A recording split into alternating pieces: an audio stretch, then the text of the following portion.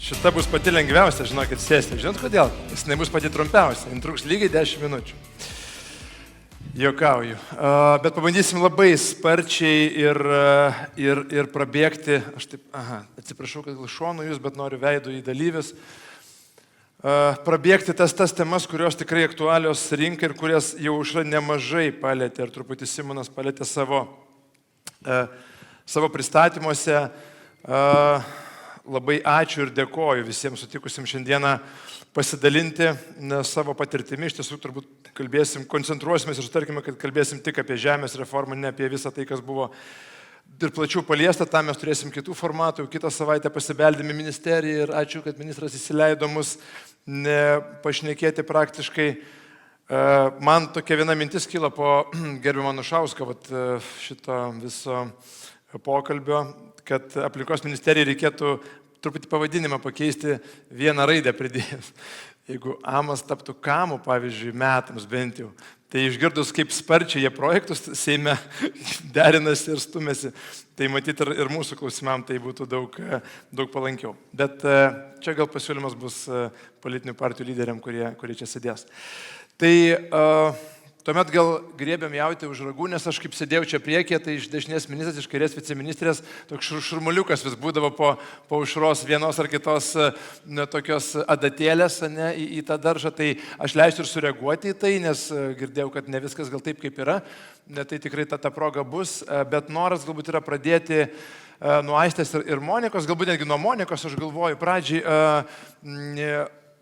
kaip vyriausybės atstovų, kaip politikos formuotojų, įgyvendintojų, bet ir formuotojų, nes, būkim, kaip sakant, teisingi ir iš ministerijos tikrai atėjo daug pasiūlymų ir didžiulis darbas padarytas ir ačiū Jums už tą darbą, kuris buvo daromas įgyvendinant politinę darbotvarkę, valstybinę žemę perduoti realiai savivaldybei ir to realumo dar matom ne iki galo, bet labai tikimės, kad tas greitkelis bus greitesnis.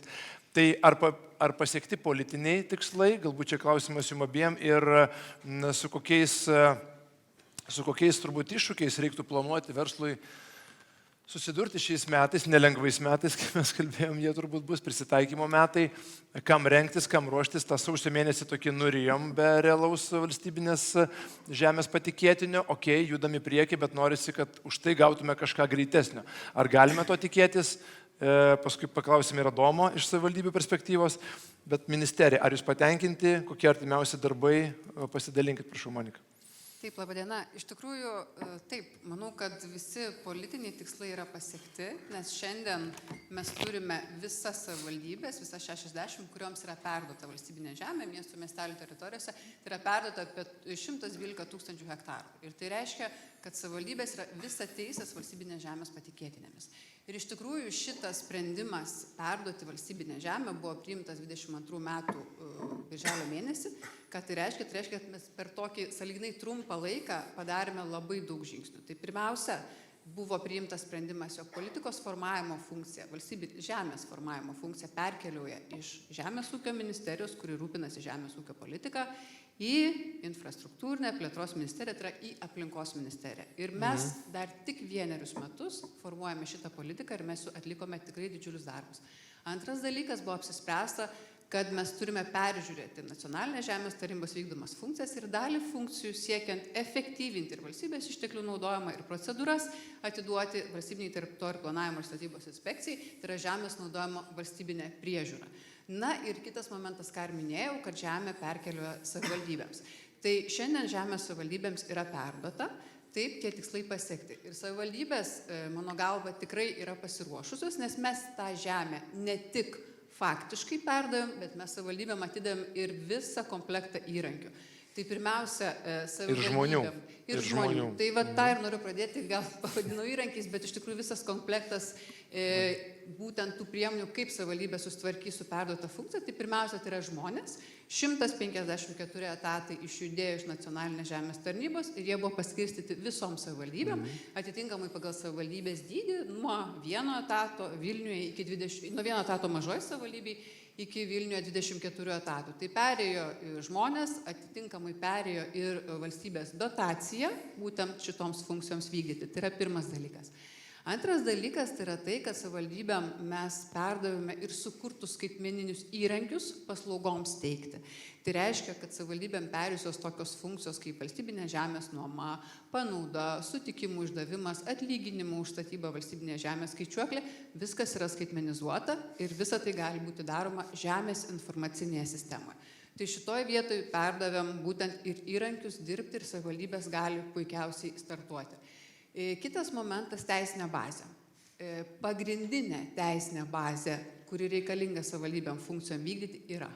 Taip aš sutinku ir girdžiu Aušros išsakytas baimės ir abejonės, kad tam tikrų dalykų nėra, bet tai, kad, tarkim, šiai dienai nėra priimtas vyriausybės nutarimas dėl valstybinės žemės nuomos ir pardavimo, tai vadinamas 260, tai netrukdo savivaldybėm išnuomoti valstybinę žemę. Jos taiko žemės įstatymą ir jos taiko vyriausybės nutarimą. Nutarimas yra galiojantis.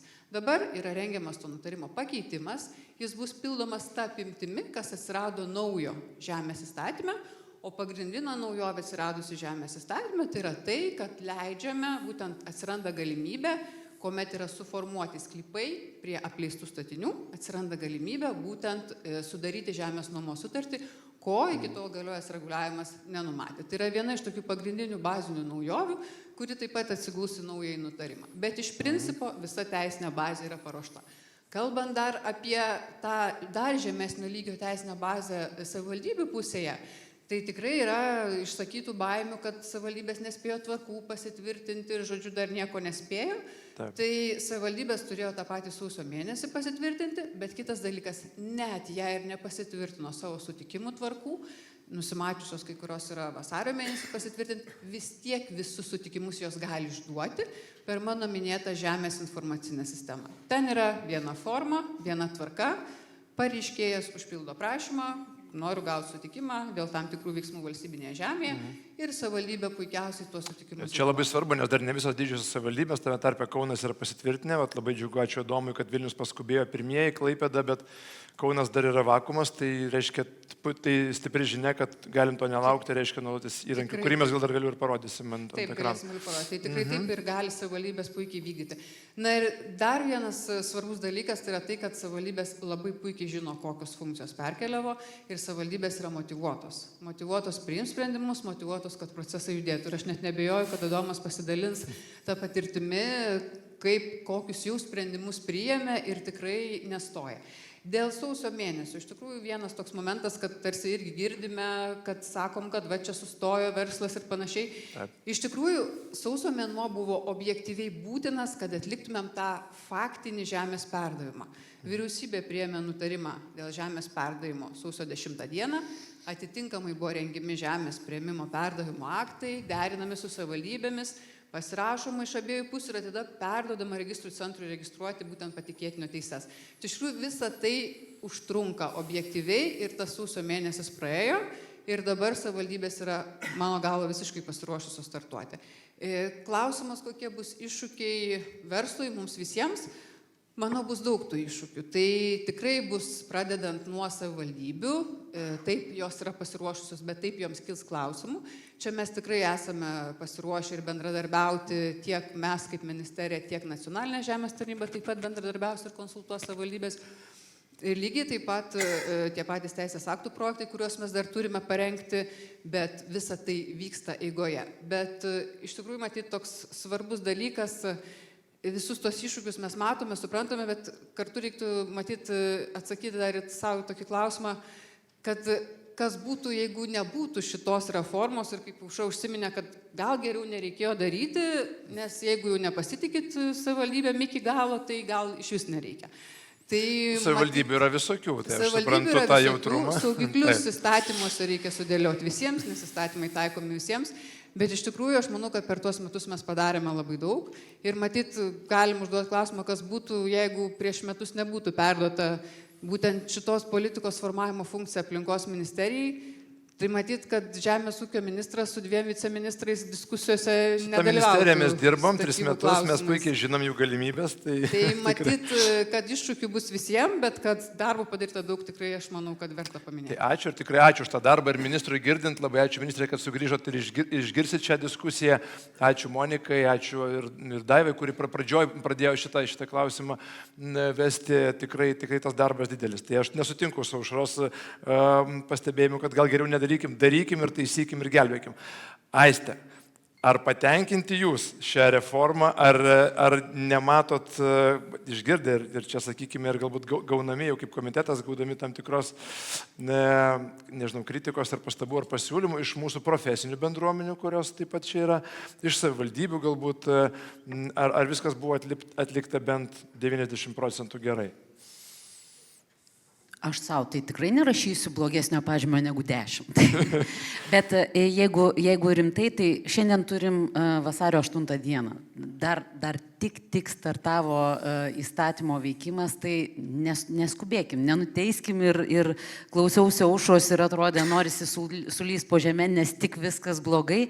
Bet man atrodo, kad dėl ko atėjome mes prie šitų sprendimų ir tiems sprendimams ruošiamės ne 1 metus, ką jau pristatė ir Monika, tas buvo vyriausybės programoje, todėl kad plačiaja prasme visuomenė, tai ir paprasti žmonės, kurie tiesiog yra valstybinės žemės naudotojai ir vystytojai ir visi kiti skundėsi tuo, kad tai, kaip valdoma valstybinė žemė, nėra gerai. Taip. Ir tada vyriausybė tik pradėjusi darbus ir nutarė, kad matymas yra toks, kad valstybinė žemė turi perimti kita ministerija, požiūris turi keistis ir tam buvo iškart pradėta ruoštis.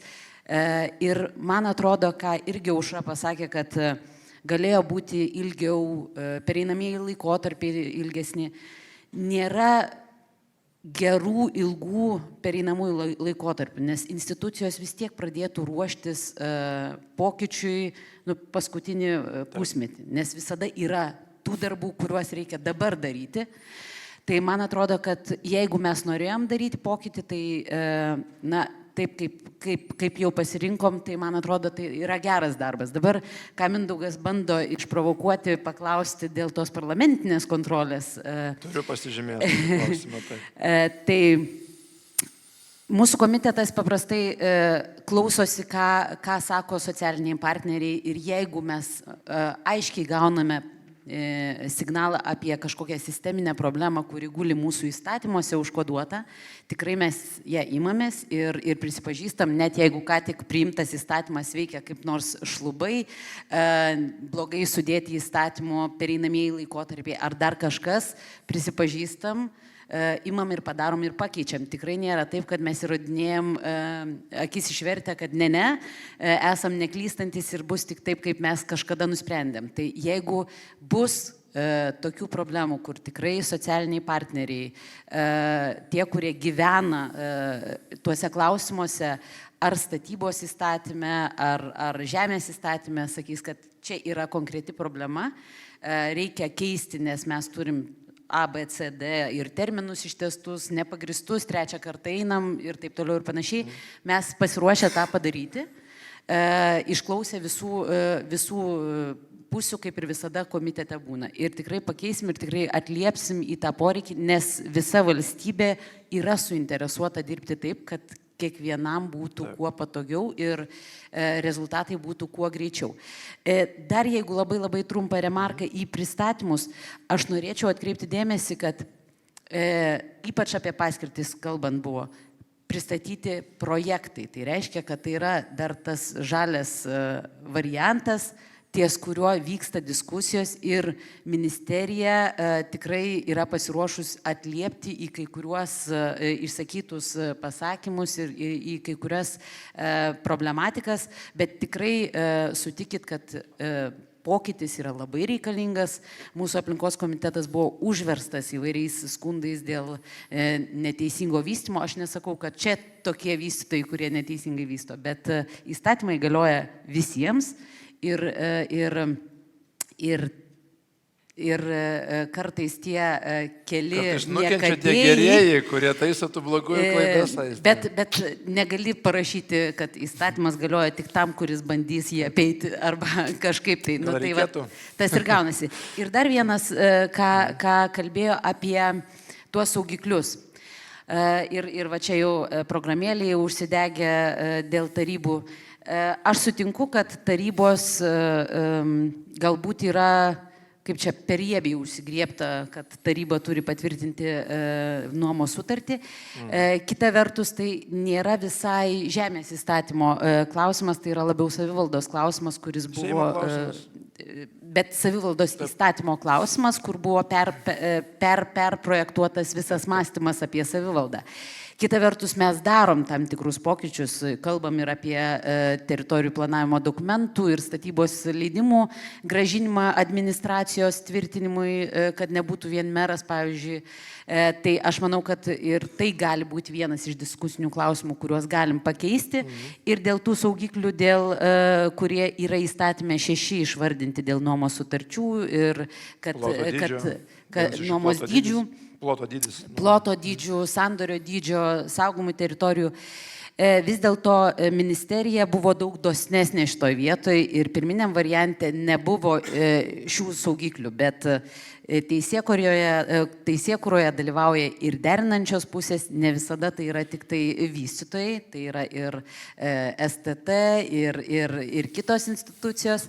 Taip pat įstatymas prasisuka ne tik Seime, bet ir prezidentūroje. Nepaslapti, šitas įstatymas irgi keliavo per visas grandis. Na ir visi labai aiškiai sakė, tiek ir aš Seime klausiausi kolegų ir buvo tasai pasakymas, kad yra puikių savivaldybių, kurios puikiai susitvarkys ir nėra klausimų, bet yra ir tų niekadėjų. Ir vėl mes grįžtam prie to, kad tos kelios niekadėjo, sakykime, padaro foną visiems. Čia gal aš galvoju, jeigu galiu truputį tada ir stipriai, kad bendrai mūsų teisėkūra tokia statoma truputį kartais kampu, kad gaudom tos niekadėjus, o visi gerieji kažkaip prisitaikės. Tai čia tik noras girdėti ir turbūt mažai kas nesutiktų iš mūsų neplėtotojų, kad gal reikėtų ieškoti kitų chirurginių taiklesnių būdų, nebausti, jeigu taip galima sakyti, tų, kurie daro sąžiningai, taikliai ir gerai. Turėkim tą skėtinę temą šiandien, būsto įperkamumo, prieinamumą, tempą ir panašiai, apie ką kalbam.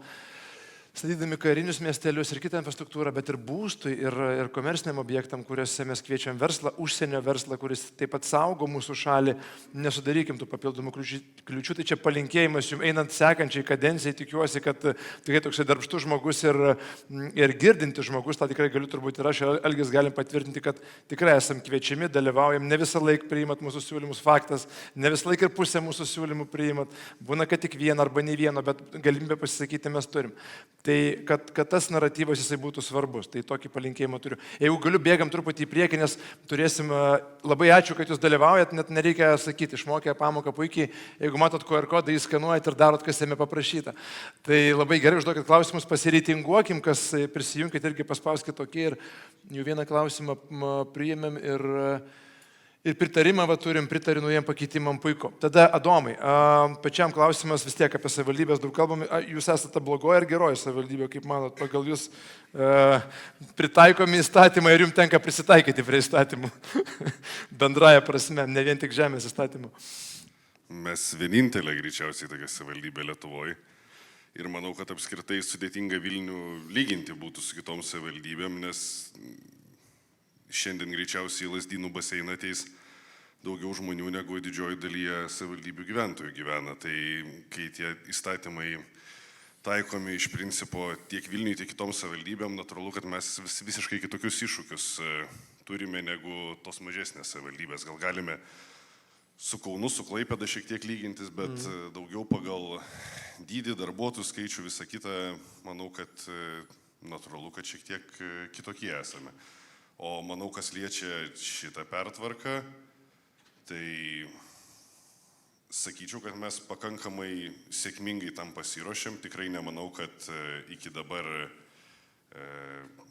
mes puikiai veikiam kaip laikrodis ir patys žinome atsakymus į visus klausimus. Natūralu, mes integravome visas teikiamas paslaugas per savo jau paslaugų sistemą paslaugos Vilnius LT ir, man atrodo, priėmėme neblogą sprendimą, kad spėjome iš NŽT nusivokti šiek tiek prieš tai dar Vilniaus skyriaus vadovą. Tai ta tranzicija buvo šiek tiek švelnesnė. Ir Čia kaip privalumą jūs matote, ne? mes matom privalumą, nes jūs patys žinot, ar kaip pusę metų paskutinius NŽT dirbo. Sakė, kad savivaldybių tai bus problema dabar. Tai mes turėjom papildomą motivaciją darbuotojams, kad jie vis tiek grįž pas buvusią vadovą. Tai va, ir iš principo ačiū ministerijai, kad dosniai ir etatais Vilnių apdalino, gavom 24 papildomus etatus, 12 žmonių, nežinau, ar mums tikrai tiek reikės žmonių, bet kol kas pagal... Imkit, žinokit, nes jeigu truks Mindaugo Tai mes- skyriui tai per mes- daug, Lauros mes jau skyriui paėmėm, duokit. tai Jinai mes- pastoviai prašo daugiau. Ačiū, mes jau pasinaudojom formalią progą pasididinti etatų skaičių, tik neaišku, kurie nusės. Tai, juokauju. Tai man atrodo, kad iš principo tuos pagrindinius žingsnius mes esame padarę, o kad suprasti patį mastą Vilniaus, apie ką ir norėjau pasakyti, mes gavome daugiau negu 7 000 sklypų, 8 000 hektarų apskritai nesuformuotas valstybinės žemės ir gavome tokių formatų, kur mes apskritai turime dar viską labai aiškiai susianalizuoti, susisisteminti ir patys iki galo suprasti, ką gavome. Tai tikrai mes patys dar iš savo pusės turėsime padaryti ne vieną žingsnį, kad visų pirma mums būtų iki galo aišku, ką mes valdome ir turime ir kad rinkai būtų aišku, ką mes galime pasiūlyti. Tai labai gerai, čia matau ir apie korupciją yra klausimai, tai mes čia gal jų labai neišvystysim, bet aišku, kad turbūt stebėsin ar monitoringas tų pačių tarnybų, kurios, kaip Aistė minėjo, dalyvavo teisėkuroje, tai ir stebėsinai, matyti, jos taip pat įsitrauks. Adomai, dar klausimas pačiam, o kaip su... Dabar, savivaldybė gauna 3 dramblius pas savį rankas, kaip aš sakau, tai yra planavimas, mokesčiai ir dabar nusavybė, patikėjimo teisė. Tai beveik prilygsta nusavybei. Dar nepilnai, kaip mes matom, tie kriterijai dar neleidžia, bet didžioji dalis. Gal mes galim tikėtis, tarkim, tokių aktyvesnio savivaldybės dalyvavimo pasiūloje nekilnojamo turto, tarkim, sklypų, galbūt sklypų aukcionai, nuomos aukcionai, pardavimo aukcionai galėtų būti, ar apie tai jūs mąstot, ar kažkokios teritorijos yra svarstomos, nesugražinimu, kaip ir mes baigsim jau iki balandžio, turbūt ministrė, iki balandžio pilnai Vilnius tada jau skleidžia sparnus plačiai ir sako, ateikit, mes turim ką pasiūlyti. Ir mes tai panaudojam tam ir būsto perkamumo, ir visiems kitiem klausimam ir tampam labai patrauklus. Ir net nuvažiavę Domą į Kanus už mėnesio galim investuotojams papasakoti, kad štai mes turim jėgos ir turim valios, bet ir turim turto. Ar yra jau kažkokie tai pamastymai pirminiai? Tai turim dabar tuščią sklypą Šeškyniai. Statom daugiabučius?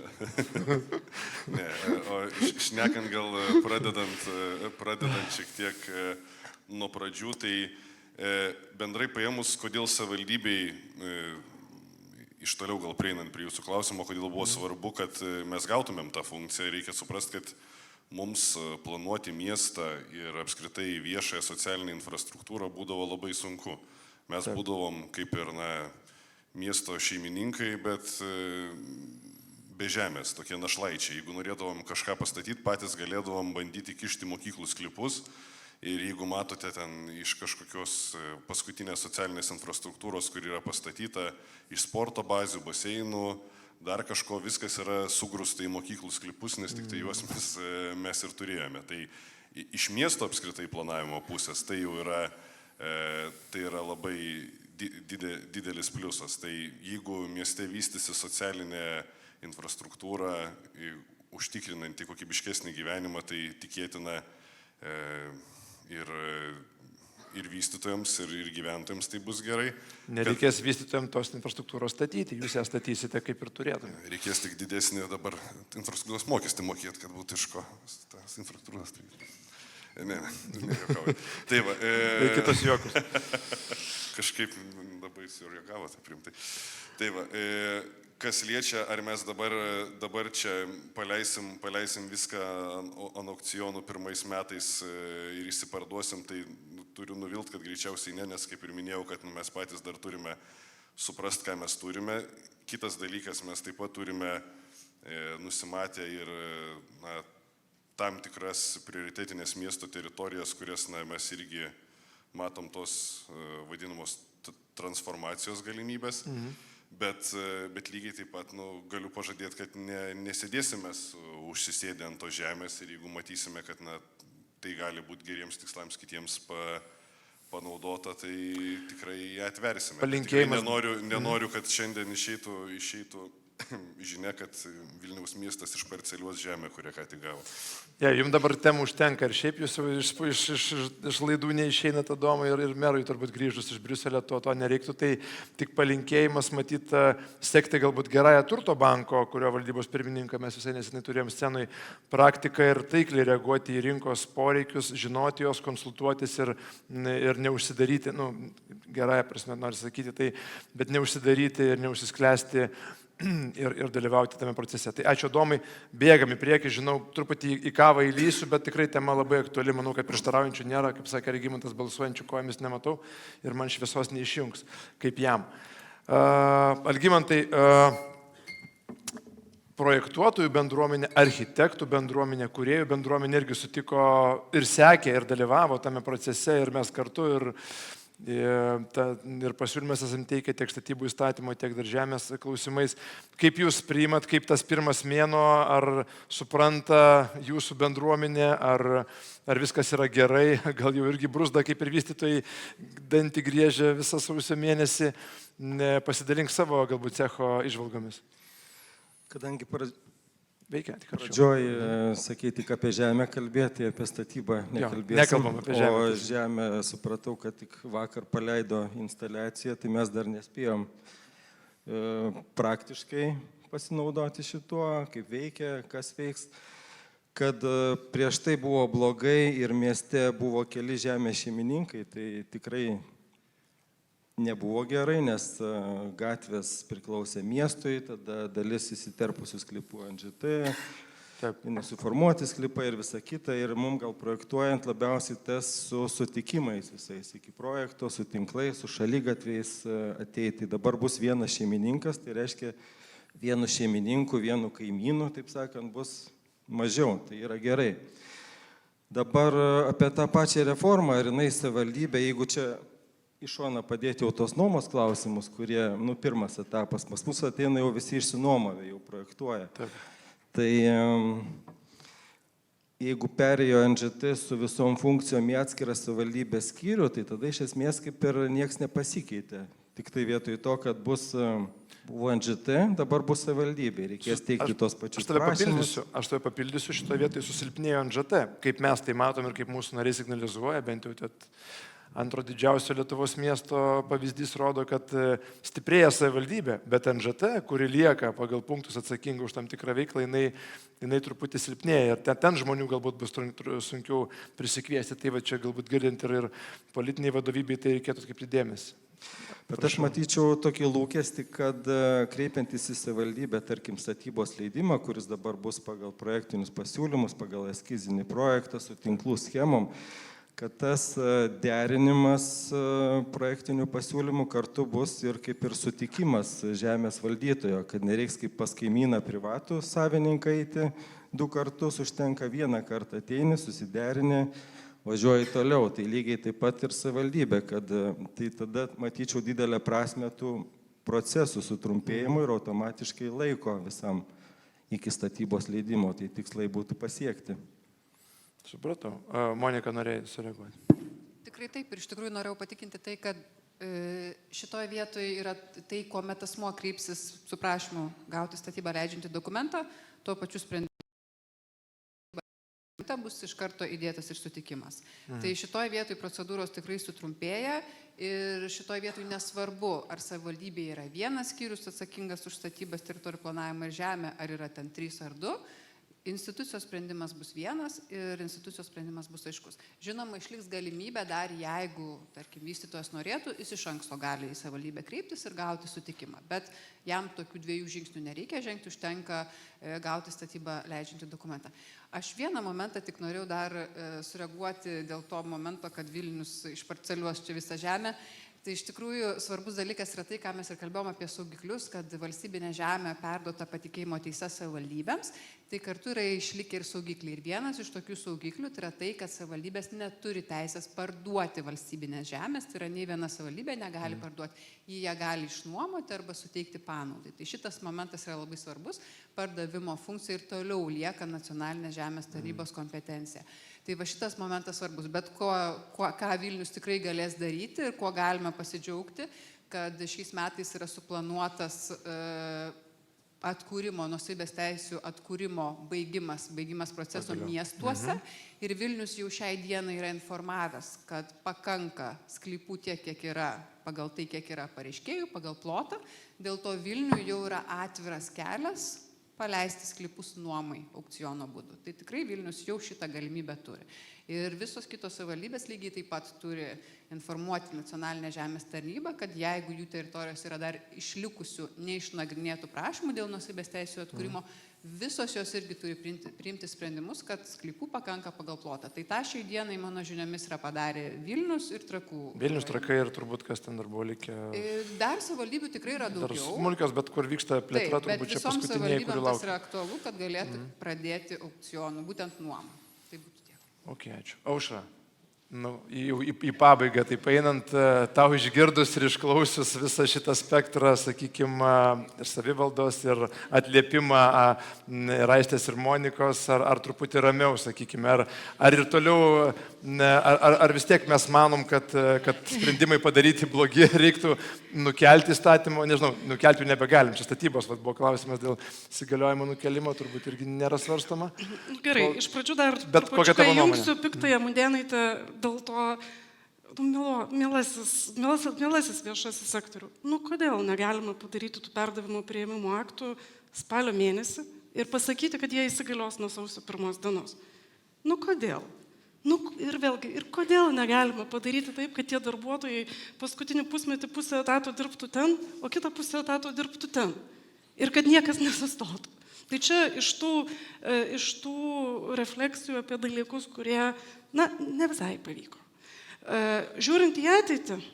Patarkime, Aušra, dėl perspektyvą, aš siūlau ir į pozityvą. Taip. Kritikos jau buvo pakankamai, išgirdom, suvalgėm, sukramtėm, gavom, prisėmėm, kas kiekvienas pagal. Bet tik tai tiek, kad vėlgi norisi pasakyti, kad negyvenkim toj paradigmai, tai vis tiek valstybės, vis tiek tarnautojai darys viską paskutinę minutę. Ne, jeigu įstatymę parašysim parengti poįstatyminius aktus iki tada ir tada, jie bus parengti. Jeigu nebus, tai atidėsim įsigaliojimą. Bet tas pusmetis iki įsigaliojimo, kai tu žinai tikslę tvarką, yra gyvybinis poreikis.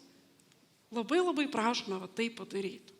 O dėl tų dalykų, kurie jau yra įvykę Seime, turbūt, kad reikia ieškoti kūrybinių sprendimų, kaip mes sparčiai per tas tarybas suksimės, arba, gal apskritai tada sakykime, kad žemės įkeitimo apskritai nereikia, kad jinai automatiškai įsikeičia su statiniu ir judėkime greičiau, kad to sutikimo perleidimui, jeigu tu turi naują sužiūrėtą nuomą, tau apskritai nereikia. Tai aš kreipčiau akis į tuos dalykus, kur norėjom kaip geriau, bet gavosi taip, kad prisikūrėm per daug slenkščių. Gal galima kažkur kitur pastatyti laiptus, kad per tą slenkstį nereikėtų taip sunkiai lipti, žiūrėti kūrybiškai, stebėti. Nes aš manau, kad tai, kad rinka yra stinktelėjusi ir tarkim, ta civilinė apyvarta natūraliai yra lėtesnė dėl geopolitinių grėsmių, jinai šiek tiek taip pamažina rezonansą, bet tas pereinamo laikotarpio perturbacijas jas tikrai ir dėl tos reformos, kuri įvyko, reikėtų mažinti ir nebijoti atsisukti atgal ir pažiūrėti, ką galima pataisyti. O darant į ateitį, leiskit pasiruošti. Leiskit pasiruošti Ir visai pabaigai, labai teisingai tavo pasiūlymai, aš galvoju, koks čia dabar dar didelis mums čia ant galvos laukia pakeitimas, tai apie statybos kodeksą turbūt pirmiausia pagalvojau, kuris turbūt irgi kodifikuos, apjungs ir bus didelis toksai sunkus svorį turintis teisės aktas, kuriam reikės daug mažiukų, kurie aplink jį darys gyvenimą įmanomą ir skruzdėliukai, kurie tą didžiulį akmenį neš pamažu į priekį, tai ten turbūt yra proga pasimokyti tas pamokas priimti ir visiškai pabaigai tikrai norisi paprašyti ir to monitoringo ir tokio dinamiško stebėjimo situacijos tiek Aistės, tiek Monikos institucijų ir gerbiamam ministrui girdint, ta prasme, kad matysime, jeigu tarybos ten, sakykim, taip, jos nesirenka greitai, norima kolegialios atsakomybės nesmeninės, bet tai tada praktikoje ne viskas taip veikia taip sparčiai, kad tada būtų girdima, atliepiama ir tie pakeitimai dar šitoj Seimo kadencijoje, kadangi Seimas dar dirbs tikrai efektyviai, bent 9, turbūt beveik 10 mėnesių, dar jie galėtų būti realizuoti ir savivaldybės, ir kūrėjai, ir verslas įgalinti tos pokyčius įgyvendinti. Tai ačiū labai visiems.